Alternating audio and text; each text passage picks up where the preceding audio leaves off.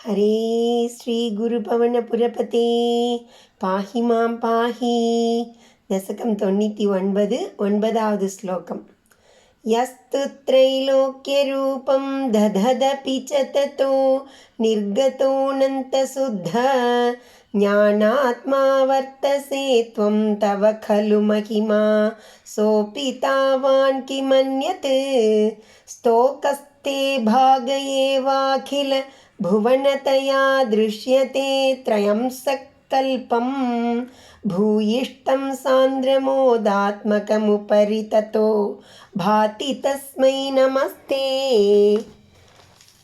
यः तु त्रैलोक्य रूपं ददत् अपि ततः निर्गतः अनन्त शुद्ध ज्ञान आत्मा वर्तसे त्वं तव खलु महिमा सह अपि तावान् किम् अन्यत् स्तोकः ते भागः एव अखिल भुवनतया दृश्यते त्रयंश कल्पं भूयिष्ठं सान्द्र मोद आत्मकम् उपरि ततः भाति तस्मै नमः ते।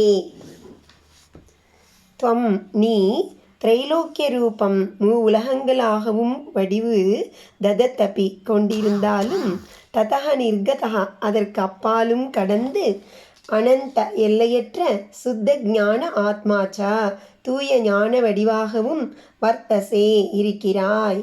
யஹா தூ யாதொரு நிலை உள்ளதோ சஹாபி அதுவும் தவ உனது தாவான் மகிமா கலு அத்துணை மகிமையே அன்றோ கிம் அந்யத்து அன்றி வேறென்ன தே ஸ்தோகா உனது மிகச்சிறிய பாகக ஏவ ஒரு அம்சமே அகில புவனத்தையா உலகங்கள் யாவுமாய் திருஷ்யத்தே காணப்படுகிறது.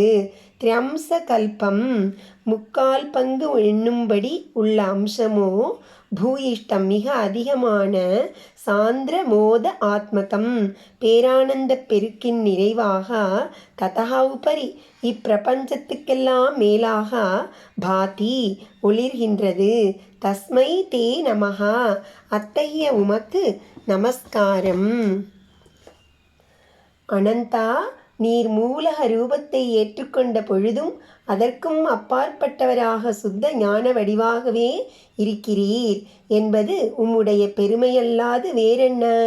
உம்முடைய சிறு பாகமே எல்லா உலகமாகவும் காணப்படுகிறது. அதிகமான முக்கால் பாகம் உலகிற்கப்பால் பரமானந்த ரூபமாக விளங்குகிறது. அப்படிப்பட்ட உமக்கு நமஸ்காரம்.